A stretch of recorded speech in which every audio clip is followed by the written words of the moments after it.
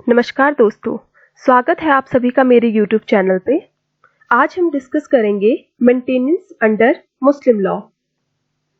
Maintenance को मुस्लिम law के terms में कहा जाता है नफकाह। नफकाह का मतलब क्या होता है? What a person spends over his family, मतलब कोई भी खर्चा जो अपनी फैमिली, अपने परिवार के ऊपर खर्च करता है वो इंक्लूड होता है नफकाह के अंदर। तो अब हमारे लिए ये जानना बहुत ज़रूरी हो जाता है कि मेंटेनेंस के अंदर क्या क्या चीज़ें आती हैं। मेंटेनेंस के अंदर हमारी सिर्फ बेसिक चीज़ें आती हैं, जैसे कि आपने सुना ही होगा रोटी, कपड़ा और मकान।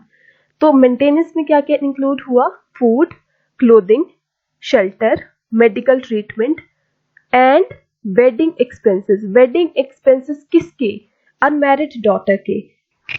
मुस्लिम लॉ के अंदर सिर्फ वाइफ ही मेंटेनेंस क्लेम कर सकती है और ये लीगल ऑब्लिगेशन है हस्बैंड की कि उसको अपनी वाइफ को मेंटेन करना ही पड़ेगा। अब नेक्स्ट क्वेश्चन अराइज होता है कि कौन कौन पर्सन एंटाइटल्ड है मेंटेनेंस के लिए अंडर मुस्लिम लॉ। ठीक है, तो इसमें जो है वो 4 पर्सन बताए गए हैं, मतलब 4 कैटेगरीज ऑफ पर्सन बताए गए हैं।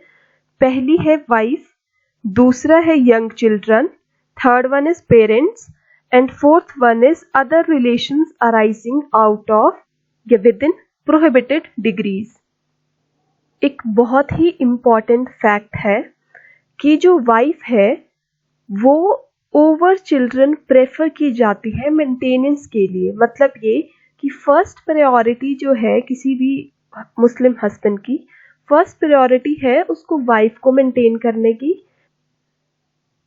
अब क्वेश्चन अराइज होता है कि मुस्लिम वुमेन किस किस तरह से मेंटेनेंस क्लेम कर सकती है। पहला, वो क्लेम कर सकती है अपने पर्सनल लॉ के अंडर, और पर्सनल लॉ कौन सा है? Muslim women protection of rights on divorce act 1986। इसमें कौन कौन मेंटेनेंस क्लेम कर सकता है? इसमें मेंटेनेंस क्लेम कर सकता है relations which are arising out of marriage, और सेकेंड है blood relations.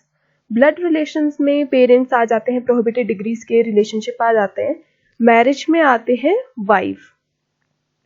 Criminal procedure code of 1973, इसके चैप्टर 9 फ्रॉम सेक्शन 125 टू 128 में मुस्लिम वुमेन मेंटेनेंस क्लेम कर सकती है। अब इसके अंदर मुस्लिम वुमेन किस तरह से मेंटेनेंस क्लेम कर सकती है? ये एक सेकुलर प्रोविजन है, मतलब इसमें किसी भी धर्म, किसी भी जाति की कोई भी औरत जो है वो मेंटेनेंस क्लेम कर सकती है। इसमें कुछ और लोग भी हैं जो मेंटेनेंस क्लेम कर सकते हैं, इसको हम सेपरेट वीडियो में डिस्कस करेंगे, सेक्शन 125 ऑफ सीआरपीसी।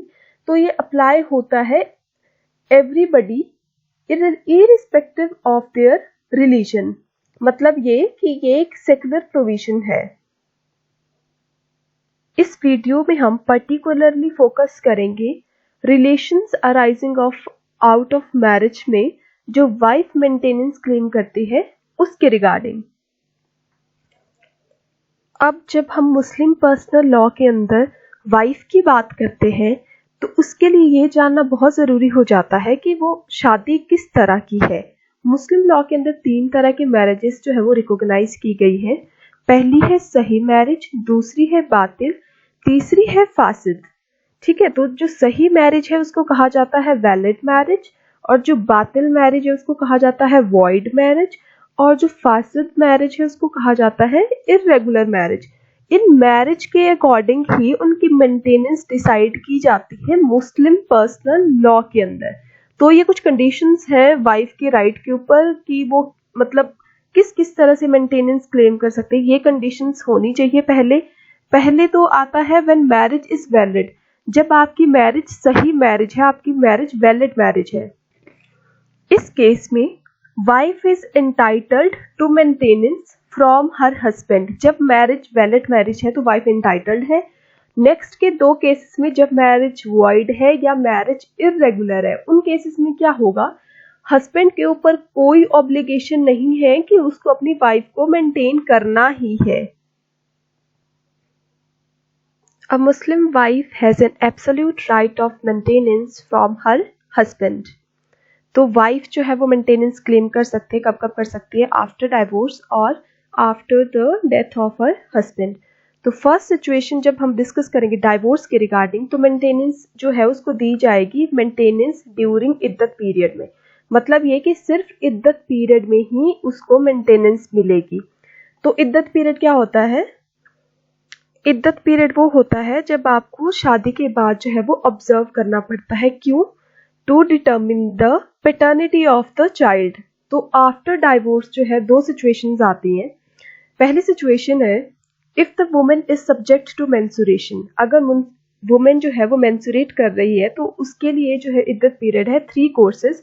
और अगर जो है she is not subject to menstruation तो उसके लिए इद्दत पीरियड है 3 महीने।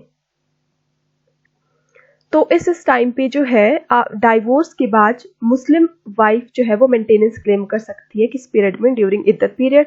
सेकंड सिचुएशन है after the death of her husband. तो अगर हस्बैंड की डेथ हो जाती है तो जनरली इसमें इद्दत पीरियड क्या होता है after the death of her husband? वो होता है 4 महीने और 10 दिन। पर हस्बैंड की डेथ के बाद वुमेन को मेंटेनेंस नहीं दिया जाता है ड्यूरिंग इद्दत पीरियड, क्योंकि वो एंटाइटल्ड है इनहेरिटेंस के लिए। सेक्शन 125 क्लॉज 4 ऑफ सीआरपीसी कहता है कि वाइफ मेंटेनेंस क्लेम नहीं कर सकती है if she is living in adultery. अगर वाइफ एडल्ट्री कमिट कर रही है तो वो मेंटेनेंस क्लेम नहीं कर सकती है। तो एक सिंपल सा एक रूल है कि अगर जो है वो अपनी मैट्रिमोनियल ड्यूटीज डिस्चार्ज नहीं कर रही है तो वो मेंटेनेंस भी क्लेम नहीं कर सकती है। मोहम्मद अहमद खान वर्सेस शाहबानो बेगम, ये केस तो आपने सुना ही होगा, पर पहले हम इससे पहले की सिचुएशन डिस्कस कर लेते हैं कि शाहबानो केस से पहले सिचुएशन क्या थी मेंटेनेंस के रिगार्डिंग। 1985 से पहले डाइवोर्स मुस्लिम वुमेन जो है she is not entitled to maintenance after the period of इद्दत।